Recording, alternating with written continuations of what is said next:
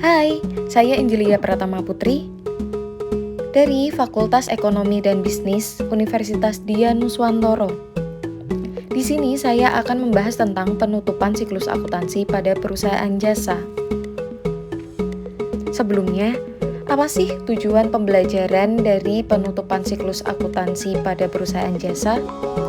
Tujuan pembelajaran ini ada 4. Yang pertama, menganalisis jurnal penutup. Yang kedua, menjelaskan buku besar setelah penutup. Yang ketiga, mendeskripsikan neraca saldo setelah penutup. Dan yang terakhir, jurnal pembalik. Sebelumnya, kapan penutupan siklus akuntansi perusahaan jasa dilakukan? Siklus akuntansi perusahaan jasa harus ditutup pada akhir periode.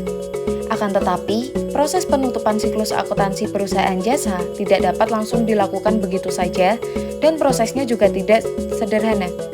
Ada beberapa tahapan penutupan siklus akuntansi yang perlu dilakukan. Setiap tahapan ini cukup rumit dan perlu waktu untuk melaksanakannya. Tahapan-tahapan tersebut yaitu yang pertama, pencatatan dan pengelompokan. Yang kedua, peringkasan atau pengikhtisaran. Dan yang terakhir, pelaporan. Yang pertama, pencatatan dan pengelompokan. Pada tahap ini, semua transaksi keuangan pada jurnal umum harus dicatat.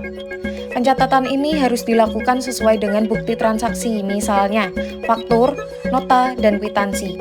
Selain itu, pencatatan juga harus dilakukan dengan teliti. Setelah dicatat pada jurnal umum, semua transaksi tersebut harus dikelompokkan pada buku besar. Dalam mengelompokkan data transaksi tersebut dapat berdasarkan pada tanggal, jenis, nomor akun, dan lain-lain.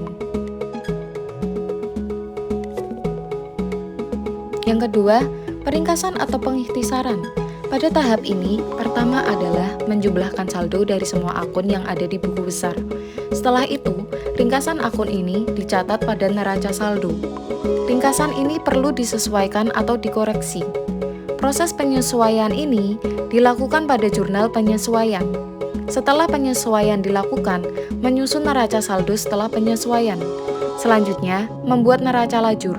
Neraca ini terdiri berbagai neraca yang disusun berderet. Neraca-neraca tersebut adalah neraca saldo, jurnal penyesuaian, neraca saldo setelah disesuaikan, kolom laba rugi, dan neraca. Yang terakhir, pelaporan. Pada tahap pelaporan, apa yang diringkas tersebut dibuat laporannya masing-masing. Dari laporan ini, pihak-pihak yang memiliki kepentingan dapat menggunakannya sebagai pertimbangan untuk memutuskan kebijakan. Lalu, apa sih tujuan penutupan siklus akuntansi pada perusahaan? Tujuannya adalah yang pertama, untuk menutup siklus akuntansi dalam satu periode. Proses ini diawali dengan menyeimbangkan saldo semua akun sehingga jumlah mereka 0. Yang kedua, untuk mengetahui apakah setiap akun memiliki jumlah saldo yang sesuai dengan kondisi yang sebenarnya di akhir periode akuntansi.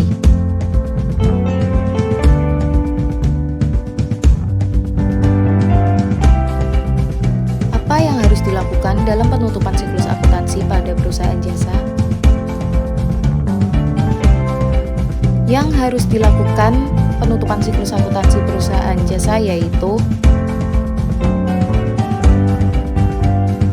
yang pertama, menyusun jurnal penutup. Yang kedua, memindah bukuan jurnal penutup pada buku besar. Yang ketiga, menyusun neraca saldo setelah penutupan. Dan yang terakhir, menyusun jurnal pembalik.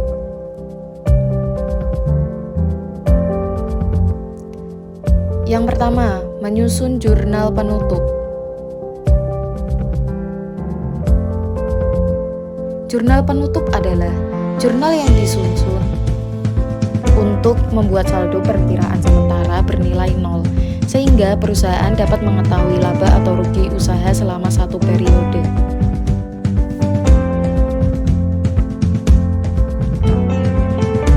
Fungsi jurnal penutup yaitu untuk mengetahui laba atau rugi.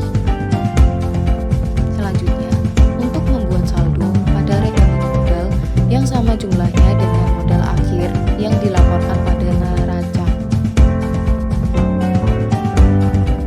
Dan yang terakhir, untuk memisahkan saldo rekening sementara dari periode saat ini dengan periode berikutnya.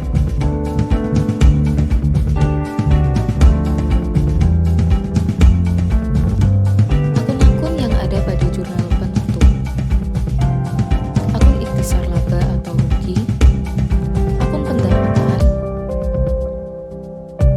akun beban, dan akun prive.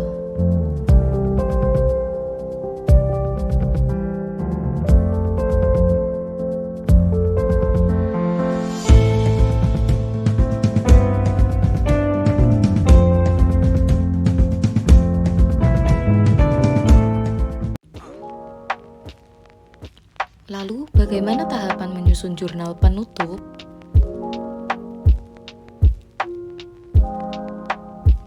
Tahapan untuk menyusun jurnal penutup yang pertama, saldo akun pendapat dipindahkan pada akun ikhtisar laba atau rugi. Cara melakukannya adalah dengan mengkreditkan saldo akun ikhtisar laba atau rugi dan mendebitkan saldo akun pendapatan. Yang kedua, saldo akun beban dipindahkan pada akun ikhtisar laba atau rugi. Cara melakukannya yaitu dengan mendebitkan saldo akun ikhtisar laba atau rugi dan mengkreditkan saldo akun beban.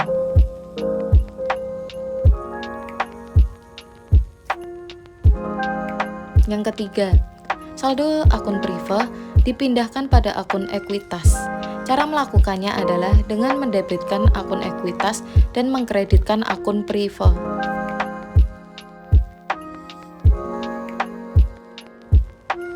Selanjutnya, yang nomor 2, pemindah bukuan jurnal penutup pada buku besar.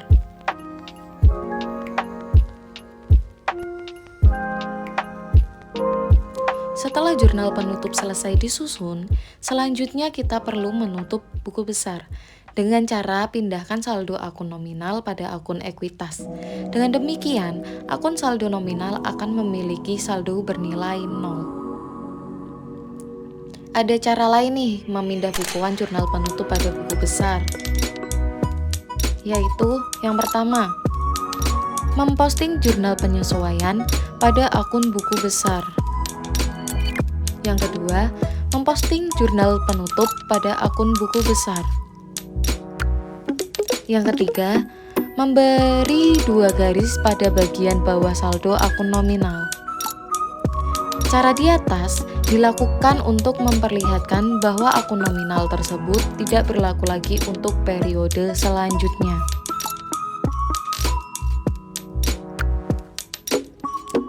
Next, yang ketiga, menyusun neraca saldo setelah penutupan.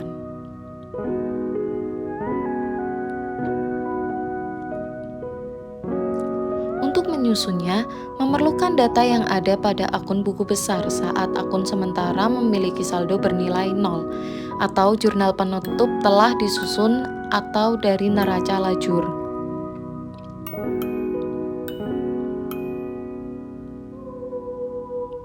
Isi akun pada neraca saldo yaitu harta, utang, dan modal. Kenapa sih kita harus membuat neraca saldo setelah penutupan?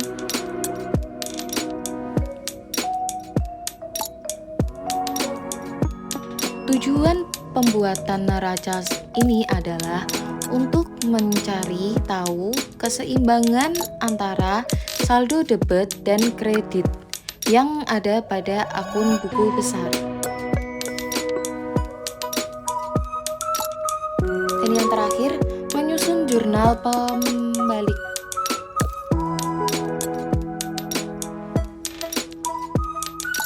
Jurnal pembalik adalah jurnal kebalikan dari jurnal penyesuaian yang dilakukan pada awal periode berikutnya. Akan tetapi, tidak semua ayat jurnal penyesuaian dibuatkan jurnal pembalik.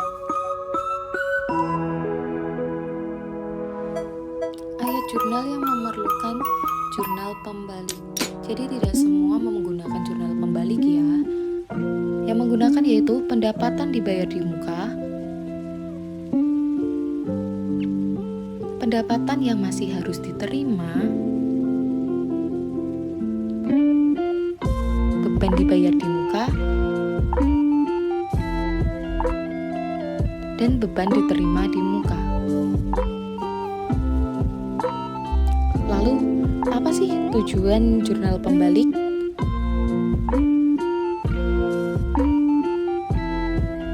Tujuan penyusunan jurnal ini adalah untuk menghindari pengakuan pendapatan maupun beban berganda di satu periode akuntansi yang dikarenakan adanya jurnal penyesuaian tertentu saat tahap pengikhtisaran.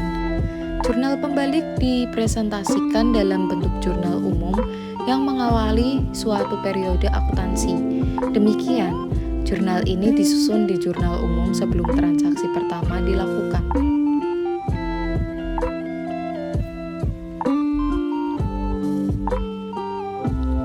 Lalu, siapa yang memerlukan jurnal pembalik?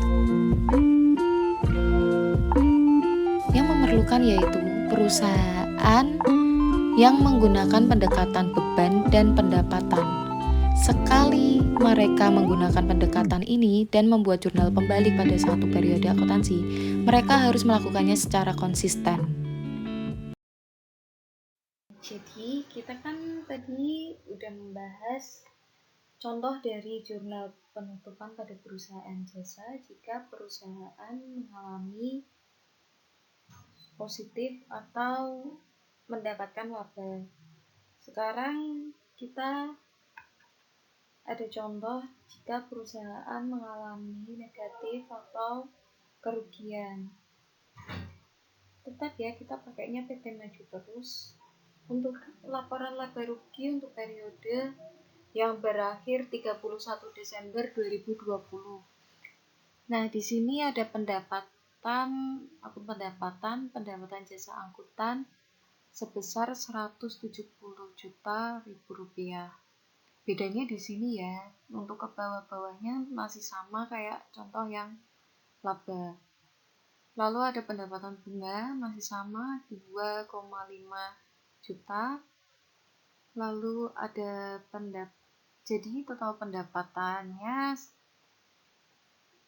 sebesar 172.500.000 rupiah dari pendapatan jasa angkutan sama pendapatan bunga. Lalu ada beban-beban. Beban-beban ini terdiri dari beban gaji sebesar 96 juta rupiah. Kemudian ada beban sewa sebesar 10 juta rupiah. Lalu beban perlengkapan sebesar 500.000 rupiah. Beban listrik, air, dan telepon sebesar 1 juta rupiah. Beban penyusutan mobil sebesar 25 juta rupiah. Lalu ada beban asuransi sebesar 12 juta rupiah. Yang terakhir ada beban bensin sebesar 40 juta rupiah. Sehingga total dari beban-beban semua ini yaitu 184.500.000 rupiah. Nah, dari total pendapatan dan total beban kan lebih banyak di beban. Sehingga PT Maju Terus mengalami kerugian sebesar 12 juta. 12 juta ini didapat dari selisih pendapatan dan beban. Jika sudah mendapatkan laporan laba rugi, selanjutnya ada laporan perubahan modal dari PT Maju Terus untuk periode yang berakhir 31 Desember 2020. Nah, di sini modal awalnya yaitu 45 juta rupiah. Dan ini masih sama ya, sama kayak contoh soal yang laba. Lalu ada rugi operasional. Nah, bedanya di sini. Jadi yang awal tadi kita mengalami positif atau mendapatkan laba bersih atau laba operasional, tapi sekarang kita mengalami kerugian nih karena beban lebih besar daripada pendapatan sebesar 12 juta rupiah. Yang kemudian ada privilege.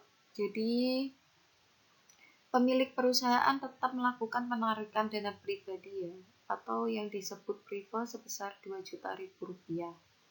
Sehingga ada perubahan modal dari rugi operasional ditambah privilege sebesar 14 juta. Negatif 14 juta rupiah sehingga modal akhir dari PT Maju Terus sebesar 31 juta rupiah. Nah, 31 juta rupiah ini kita dapatkan dari modal awal dikurangi perubahan modal. Nah, untuk rumusnya atau penyusunan jurnalnya masih sama. Jadi kita kreditkan akun debit dan kita mendebitkan akun di kredit. Yang pertama kita harus mengkreditkan akun yang ada di debit. Akun yang ada di debit di sini kan beban-beban. Sehingga yang pertama ditulis adalah ikhtisar laba rugi sebesar 184.500.000 rupiah. Nah, pasangannya apa sih Kak? Pasangannya yaitu akun-akun yang ada di debit. Nah, yang akun-akun yang ada di debit itu kan beban-beban, sehingga yang ditulis di kredit di sini yaitu yang pertama beban gaji sebesar 96 juta rupiah. Lalu ada beban sewa sebesar 10 juta rupiah. Next, beban perlengkapan sebesar 500.000 rupiah. Beban LAT atau yang di sini disebut listrik, air, dan telepon sebesar 1 juta rupiah. Kemudian ada beban penyusutan mobil sebesar 25. Lalu beban asuransi sebesar 12 juta. Dan yang terakhir beban bensin sebesar 40 juta. Nah, kita kan sudah mengkreditkan akun yang di debit. Selanjutnya, kita harus mendebitkan akun yang ada di kredit agar nilai akhirnya menjadi 0. Jadi yang kedua adalah pendapatan jasa angkutan sebesar 170 juta rupiah. Ini di debit ya, karena kalau di akun normal itu pendapatan berada di kredit. Lalu ada pendapatan bunga sebesar 2.500.000 rupiah. Nah Kak, pasangannya apa sih? Jadi pasangannya adalah kalau di jurnal penutup itu ikhtisar laba rugi sebesar 172.500.000 rupiah. Nah, 172 juta ini total dari pendapatan jasa dan pendapatan bunga. Next, yang ketiga. Nah, ini perbedaannya dari laba sama rugi ini. Karena PT Maju Terus ini mengalami kerugian, sehingga ditulis di jurnal penutup itu rugi operasionalnya di sini ditulisnya modal ya sebesar 12 juta rupiah. Kemudian akun kreditnya apa sih Kak? Akun kreditnya adalah ikhtisar laba rugi sebesar 12 juta rupiah. Ini ya perbedaannya tuh di sini di modal. Kalau perusahaan mengalami positif atau mengalami laba, jadi ikhtisar laba rugi berada di debit dan modal di kredit. Karena kalau perusahaan mengalami laba kan modal bertambah. Next, yang keempat, karena kita ada priva ya, jadi yang ditulis adalah modal sebesar 2 juta rupiah di akun debit.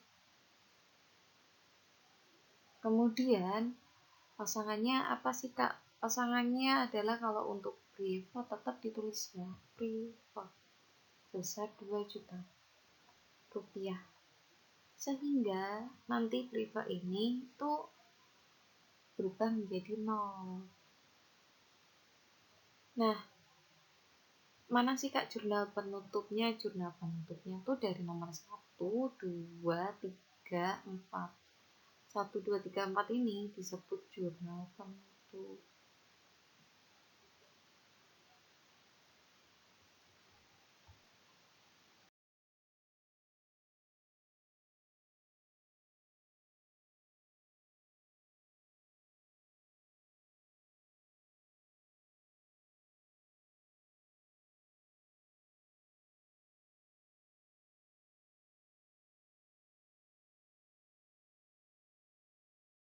Selanjutnya nih, ada contoh dari perusahaan yang mengalami kerugian. Tadi kan kita sudah membahas contoh dari perusahaan yang mengalami laba atau mengalami keuntungan. Nah, kita sama aja ya, dari PT Maju Terus laporan laba rugi untuk periode yang berakhir 31 Desember 2020. Nah, kita bedanya tuh di pendapatan jasa angkutan. Di sini pendapatan jasa angkutan sebesar 170 juta rupiah. Lalu ada juga pendapatan bunga sebesar 2.500.000 rupiah. Sehingga total dari pendapatan yaitu 172.500.000 rupiah. Next ada akun beban-beban. Nah, beban-beban masih sama sih seperti contoh yang positif. Contohnya nih beban gaji sebesar 96 juta rupiah. Lalu ada beban sewa sebesar 10 juta rupiah. Beban perlengkapan sebesar 500.000 rupiah. Beban listrik, air, dan telepon sebesar 1 juta rupiah.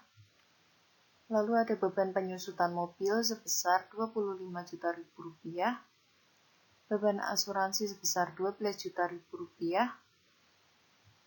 Beban bensin sebesar 40 juta rupiah, sehingga total dari semua beban-beban ini yaitu sebesar 184.500.000 rupiah. Nah, dilihat dari total pendapatan dan total beban, maka PT Maju Terus ini mengalami kerugian sebesar 12 juta rupiah. Nah, 12 juta ini selisih dari pendapatan dan beban-beban ya. Selanjutnya ada laporan perubahan modal dari PT Maju Terus untuk periode yang berakhir 31 Desember 2020. Modal awal kita masih sama seperti contoh sebelumnya, yaitu 45 juta rupiah. Nah, karena perusahaan mengalami kerugian, maka di sini ditulis rugi operasional sebesar 12 juta rupiah. Nah, ini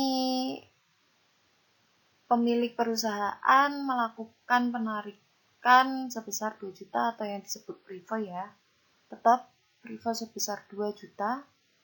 Sehingga perubahan modalnya, karena ini minus rugi dan ada priva, sehingga perubahan modalnya sebesar 14 juta. Jadi modal akhirnya 45 juta dikurangi modal akhir 31 juta rupiah. Nah, untuk penyusunannya masih sama. Jadi akun-akun yang didebit kita kreditkan dan yang dikredit kita debitkan. Nah, yang pertama,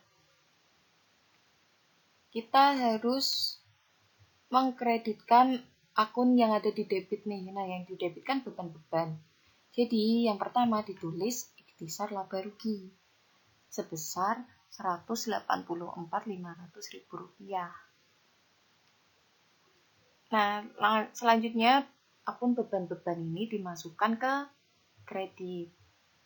Dimasukkan semua saja ya, seperti gaji, sewa, perlengkapan, listrik, air, telepon, penyusutan mobil, asuransi, bensin. Itu dimasukkan semua ke kredit. Nih, beban gaji 96, beban sewa 10 juta, lalu beban perlengkapan Rp500.000, beban LAT atau listrik, air, telepon sebesar 1 juta, beban penyusutan mobil sebesar 25 juta, lalu ada beban asuransi sebesar 12 juta, beban bensin 40 juta. Nah, yang kedua nih, mendebitkan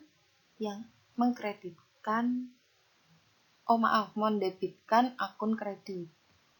Yang pertama, yang didebitkan pendapatan. Jadi pendapatan jasa angkutan sebesar 170 juta rupiah ditulis di debit. Pendapatan bunga juga 2.500.000 dan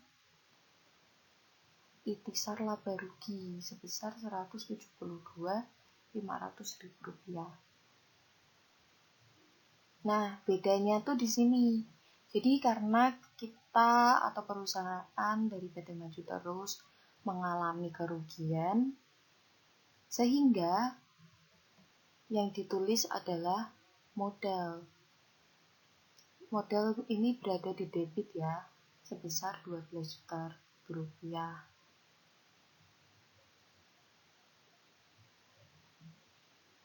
Lalu yang dikredit apa sih, Kak? Yang dikredit adalah ikhtisar laba rugi sebesar 12 juta rupiah. Ingat ya, jadi kalau perusahaan mengalami kerugian atau negatif, jadi modalnya itu didebitkan dan ikhtisar laba rugi di kredit.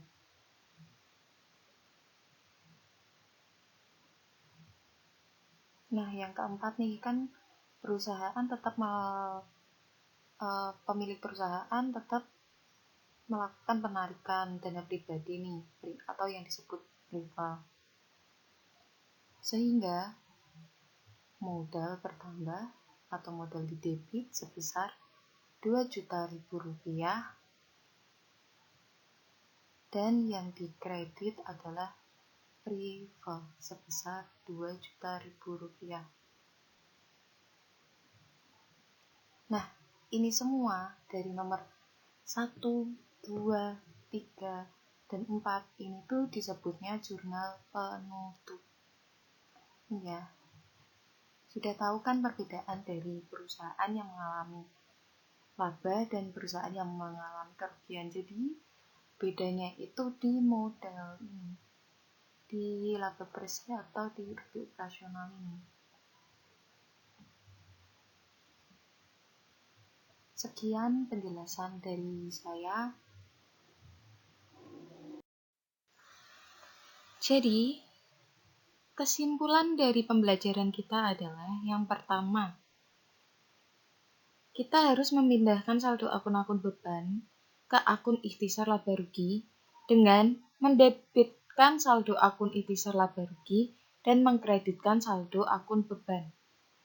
Yang kedua, memindahkan saldo akun pendapatan ke akun ikhtisar laba rugi dengan mendebit saldo akun pendapatan dan mengkreditkan saldo akun ikhtisar laba rugi.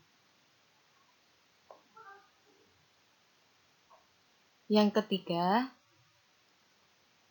saldo akun ikhtisar laba rugi dipindahkan dengan memperhatikan bentuk perusahaan.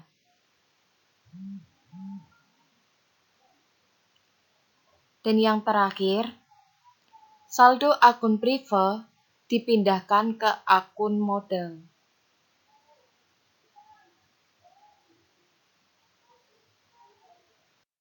Sekian pembelajaran dari saya.